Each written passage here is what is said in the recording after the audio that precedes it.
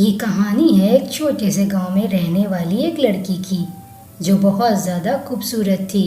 उसे अपनी खूबसूरती पर बहुत ज़्यादा गर्व था और वो बहुत घमंडी थी।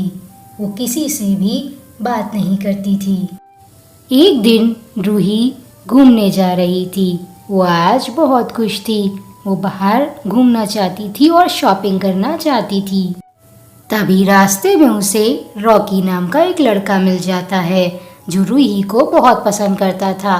पर रूही किसी को सीधे मुंह जवाब नहीं देती थी। रूही, मैं 2 साल से तुम्हारे जवाब का इंतज़ार कर रहा हूँ। मैं तुमसे बहुत प्यार करता हूँ और मैं तुमसे शादी करना चाहता हूँ। तुम्हारा दिमाग ठीक है?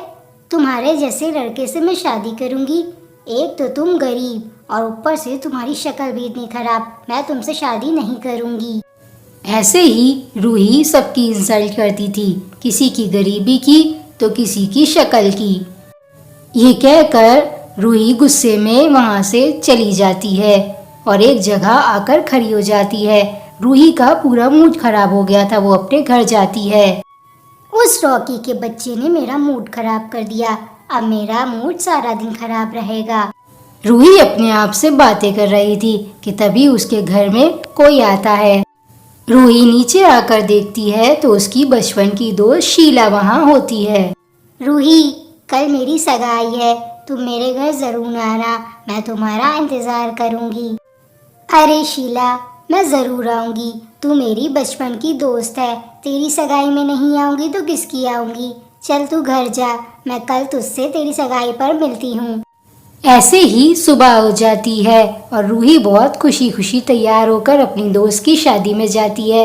पर वहाँ रूही देखती है कि शीला तो बहुत गरीब है और उसे बहुत गर्मी लगती है। अरे शीला, इतनी गर्मी तेरी सगाई में? मुझे पता होता तू इतनी गरीब है तो मैं कभी तुझसे दोस्ती नहीं करती और तेरे घर में नहीं आती। तेरे घर में तो एक कूलर भी नहीं है, एसी तो बहुत दूर की बात है। रूही, मैं बहुत गरीब हूँ। मेरी सगाई जैसे तैसे हो रही है।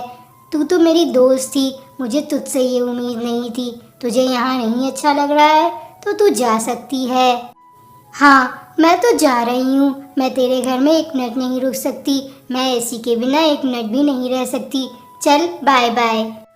ऐसे ही कुछ दिन बीत जाते हैं और एक दिन एक बूढ़ी औरत रूही से मदद मांगने आती है। पर रूही का घमंड तो दिन पर दिन बढ़ता ही जा रहा होता है। ए बुढ़िया, तू मेरे घर में क्यों आई? तुझे किसने आने दिया मेरे घर में?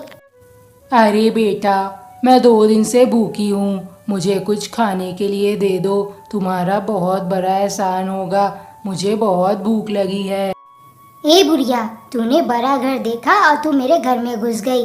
मैं कोई होटल नहीं खोले हूँ जो तुझे खाना ला कर दूंगी। चल भाग यहाँ से। अरे बेटा, इतना घमंड ठीक नहीं है। देखना, एक न एक दिन तुम बहुत पछताओगी। ये कहकर वो बूढ़ी औरत वहाँ से चली जाती है और रूही बाहर टहलने के लिए जाती है। रूही बहुत घमंडी लड़की होती है। फिर कुछ दिन ऐसे ही बीत जाते हैं पर रूही का घमंड दिन पर दिन बढ़ता ही जा रहा था। उसे अपने बालों पे और अपनी खूबसूरती पे बहुत घमंड था और उसके पास बहुत पैसा भी था। वो किसी को अपने आगे कुछ नहीं समझती थी। वो गरीबों को बहुत ही बुरी नज़र से देखती थी।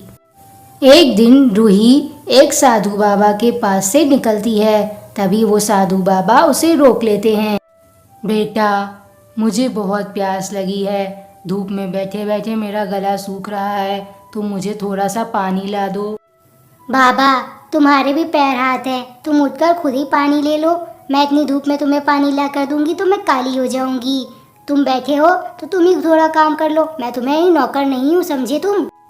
इतना अहंकार सही नहीं है बच्चे। आज से मैं तुझे श्राप देता हूँ। तू इस दुनिया की सबसे बदसूरत लड़की हो जाएगी और कोई भी तुझसे बात तक नहीं करेगा। ये सुनकर रूही बेहोश हो जाती है और वो साधु बाबा समझ जाते हैं कि ये बहुत घमंडी लड़की है, इसलिए वो श्राप देते हैं।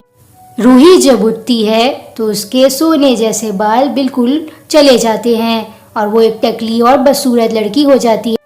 जब रूही अपने घर की तरफ जा रही होती है तो सभी गांव वाले उसे देखकर हंसने लगते हैं वहीं पर वो बूढ़ी औरत भी होती है।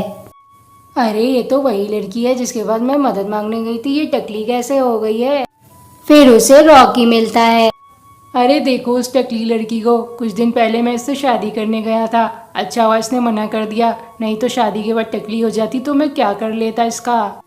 रूही को कुछ नहीं समझ में आ रहा था कि वो गांव वाले क्यों हंस रहे थे। वो जल्दी से घर आती है और आईने में जाकर देखती है तो वो हैरान हो जाती है। उसके इतने खूबसूरत बाल अब नहीं थे, वो टकली और बदसूरत हो जाती है। ये देखकर रूही फूट फूट कर रोती है। घमंड करना एक बुरी आदत होती है। हमें अपनी खूबसूरती और अपने पैसे पर कभी घमंड नहीं करना चाहिए। आपको ये स्टोरी कैसी लगी कमेंट करके बताइए और मेरे चैनल को सब्सक्राइब कीजिए और वीडियो को लाइक कीजिए।